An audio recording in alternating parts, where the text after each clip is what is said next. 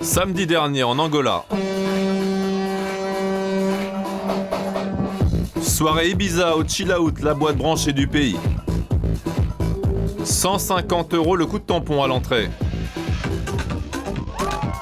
C'est la nuit de l'année avec pour la première fois un DJ venu tout droit de Hollande.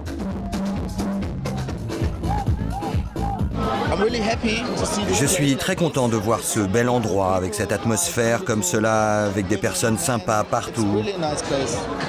On se croirait en Europe.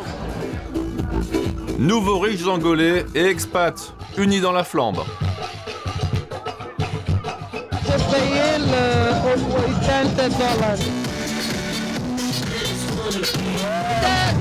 $. Normalement, je dépense en une soirée plus de 200 €. Mais je suis présentatrice à la télé et là, je suis invitée. L'Angola devient l'îlot de luxe de l'Afrique. Depuis quelques années, l'argent coule à flot. Ici, la crise, on ne connaît pas. La croissance atteint 20% par an, le pays vend des diamants et surtout du pétrole extrait des fonds de l'océan Atlantique. Tous les géants de l'or noir sont présents ici et Luanda, la capitale, se rêve en Miami du continent noir. Les 4x4 derniers cris ont envahi les rues et partout on construit. Du luxe forcément. Katila travaille pour des promoteurs immobiliers. Elle s'occupe de ce nouveau quartier de Talatona, le plus cher de la capitale angolaise. Les prix varient de 10 000 à 20 000 € par mois. 10 000, 20 000, ça dépend. Mais ce ne sont pas de très grandes maisons. 20 000 € par mois d'allocation et à l'achat, Katila ne fait pas de cadeau non plus. Là, c'est vendu 2 millions d'euros. Malgré ces tarifs délirants, toutes ces maisons sont louées ou vendues. Ces zones appelées condominios sont entièrement fermées et sécurisées. Les habitants ne veulent pas parler d'argent. Angolais ou expatriés, ils sont des chercheurs de fortune. Cette femme est venue du Brésil avec sa famille, attirée par les salaires délirants. Et vous êtes venu en Angola pour l'argent alors? Oui, nous on est venus pour les conditions de travail qui sont très favorables. On ne vient pas en Angola pour le pays évidemment. On vient du Brésil quand même. Et vous gagnez combien ici? Dans mon entreprise, on gagne de 5 000 à 15 000 € par mois. Et vous faites quoi de votre argent? Il n'y a pas grand-chose à faire. Cinéma, shopping et boire du vin et des bières avec les amis. Pour tuer l'ennui, les nouveaux riches de Luanda jouent les nababs dans l'unique centre commercial de la ville. Ici, on peut faire du shopping comme à Londres, Paris ou New York. But du jeu, laissez la plus grosse note. Là, j'ai du Château Pétrus français. C'est 4 500 € la bouteille. Il n'y en a plus, tout a été vendu. Et voici le cognac du Louis XIII, à 3 600 €. J'en ai vendu beaucoup déjà. Vous n'êtes pas choqué? Non, plus maintenant. Au début, oui, mais maintenant, je suis habitué. Vous êtes heureux alors?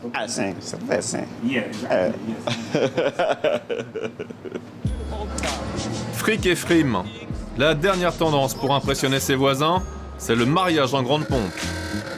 Jonah Bida propose des cérémonies clés en main à la nouvelle élite angolaise. Et ce qu'on lui demande en premier, c'est la voiture la plus chère. Cette Cadillac-là, c'est près de 2 000 € la journée. Tous les gens veulent se faire mousser. Si je mets cette voiture en location à 80 €, il ne viendrait plus. Ce ne serait plus assez cher pour se faire remarquer. Aujourd'hui, l'Angola, c'est le meilleur endroit pour faire du fric. Et ici, il n'y a pas que des Angolais. Il y a des Libanais, des Européens, des Américains. Tous les pays sont là. Luanda qui rit et Luanda qui pleure. Cette débauche de richesse côtoie l'extrême misère. 80% des habitants vivent sous le seuil de pauvreté. La plupart sont des réfugiés de la guerre civile qui a ravagé le pays pendant 30 ans. Les combats ont pris fin il y a 6 ans, bilan 500 000 morts et plusieurs millions de déplacés qui s'entassent aujourd'hui dans les bidonvilles de Luanda. Ce sont les exclus du miracle pétrolier. Les pauvres à la recherche d'un toit viennent squatter les vieux immeubles jamais terminés de l'époque coloniale. comme Orlando et ses amis. Là, on prend l'eau, mais il faut la porter avec des bidons dans les étages.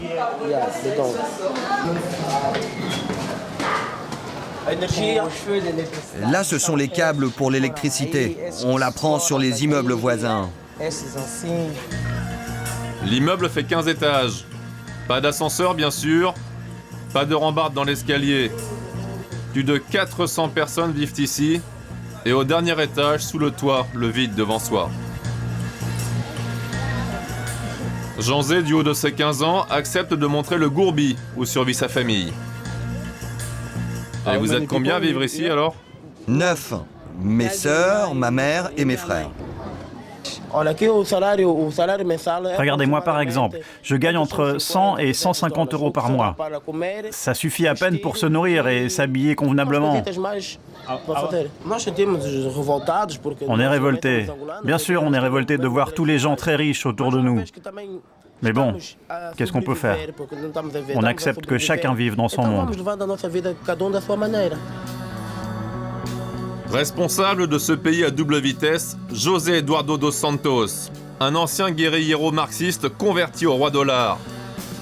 Président depuis plus de 30 ans, il doit son pouvoir en partie à la France. Alors que la rébellion s'apprêtait dans les années 90 à s'emparer de Luanda, Dos Santos cherche à acheter des armes. Elles lui seront fournies contre 4 milliards de dollars par des intermédiaires français. Vente légale ou illégale, après des années d'instruction, le procès de l'Angola Gate s'ouvre demain à Paris. À Luanda, le temps est au business. José Leitão est aujourd'hui l'un des hommes les plus puissants du pays. Pour lui, la justice française n'a qu'à bien se tenir. Je suis certain que l'on va trouver une solution consensuelle de la part des juges, une décision rationnelle, dans la mesure où tout cela appartient au passé. Une sentence qui ne serait pas favorable à l'Angola, cela n'apporterait aucun avantage à aucune des deux parties. La menace est claire. L'Angola version 2008 est un pays sûr de lui, prêt à faire des choix parmi ses amis. Pas question de vexer une classe dirigeante qui distribue chaque année de faramineux contrats pétroliers. Ce soir, le procès de l'Angola Gate est loin des préoccupations des dirigeants du pays. À Luanda, c'est la Fashion Week la plus courue d'Afrique. Les modèles les plus célèbres du continent sont là. Les couturiers sont sur les nerfs. Désolé, j'ai pas le temps, le show commence. Et l'Angola, de s'enivrer de paillettes et de pétrodollars, comme dans un conte de fées. Jusqu'à quand ?